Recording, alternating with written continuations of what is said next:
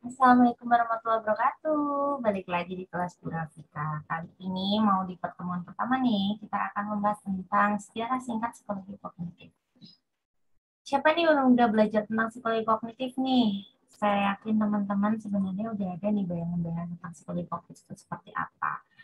Namanya juga kognitif berarti kita akan belajar tentang otak, belajar tentang ingatan, belajar tentang emosi, suatu hal yang ada di pikiran manusia. Gitu ya. Nah, kita mau main dulu ya kali ini ya.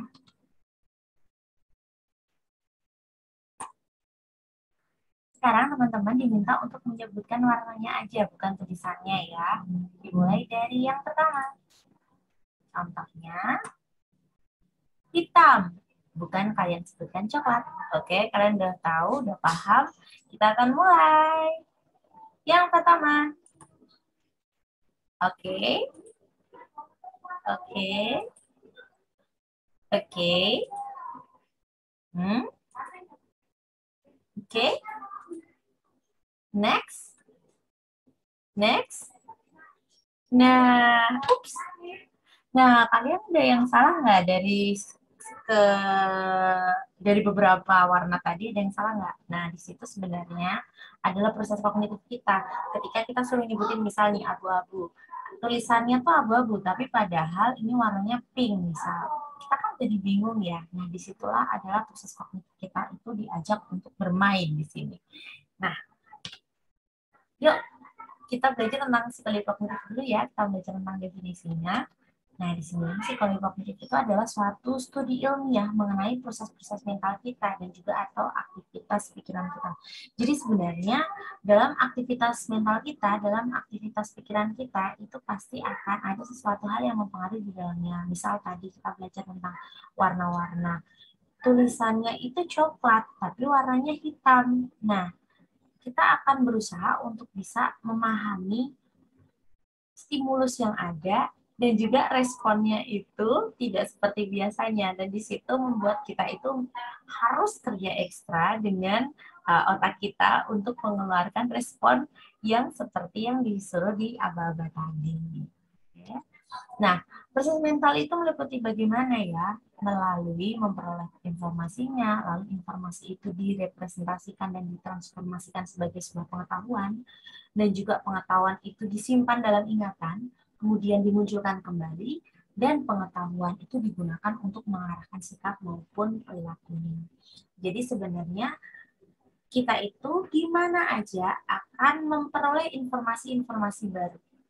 Lalu informasi baru ini kita representasikan dan kita transformasikan ke dalam otak kita sebagai sebuah pengetahuan baru, dan pengetahuan baru itu akan disimpan dalam memori kita, dalam ingatan kita, dan kemudian ketika ada stimulus yang sama, ini akan menjadikan recall. Kita akan memunculkan kembali materi-materi yang sudah kita simpan dalam otak kita, dan gunanya untuk apa sih? Untuk mengarahkan sikap atau perilaku kita.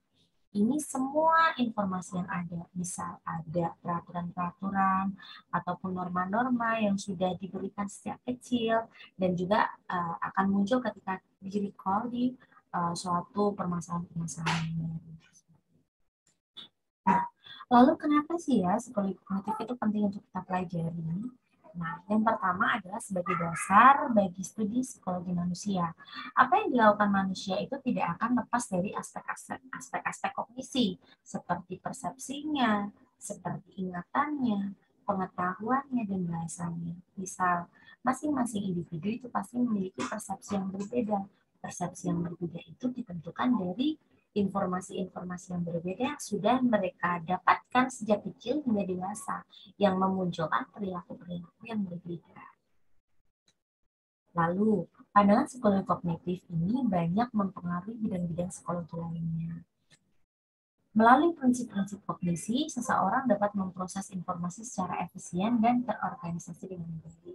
Istilahnya, ketika tadi informasi kita tangkap, kita transformasikan, kita simpan, lalu ketika ada recall, kita sudah simpannya itu sudah sesuai nih. Misal di otak kita tuh udah ada kayak kabinet-kabinet dan kita taruh di tempat yang pas-pas gitu ya. Jadi ketika recall itu bisa tepat.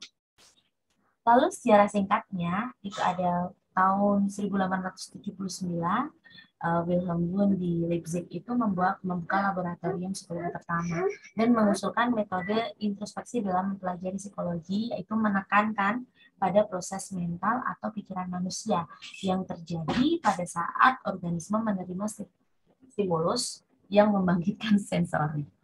Jadi memang Wilhelm Wundt itu pada awalnya adalah membuat laboratorium psikologi manusia dengan penekanannya itu pada bagaimana proses, sebenarnya kayak apa sih proses mental atau pikiran pada manusia itu yang dapat yang akhirnya memunculkan berbagai macam perilaku.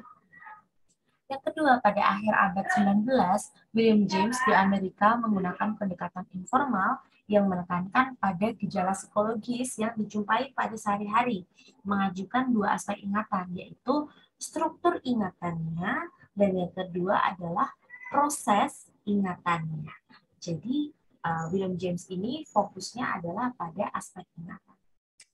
Setelah itu, pada tahun 1924, Watson di Amerika mencetuskan pendekatan behaviorisme, yaitu penekanannya adalah pada reaksi objektif dan dapat diamati secara langsung. Tahun 56, akhirnya muncullah psikologi kognitif. Akhirnya lahir karena banyak hasil tulisan tentang perhatian, ingatan, bahasa, pembentukan konsep, dan pemecahan masalah yang sudah dihasilkan. Nah, tahun 90-an mulai dikenal di Indonesia, tapi berkembang lambat. Terlihat dari penelitian psikologi kognitif oleh Haskario, lalu juga Sugianto, Suharnan, dan Wirawan, dan juga peneliti-peneliti lain. Nah, asumsi-asumsi dalam proses kognitif yang pertama adalah proses kognitif ini cenderung lebih aktif daripada pasif, teman-teman. Karena di dalamnya misal ada emosi. Emosi itu kan tergantung dari stimulasi yang ada, tergantung dari kejadian sehari-hari. Jadi proses kognitif ini akan terus-menerus bekerja dan selalu aktif. Yang kedua, proses kognitif berlangsung sangat efisien dan akurat.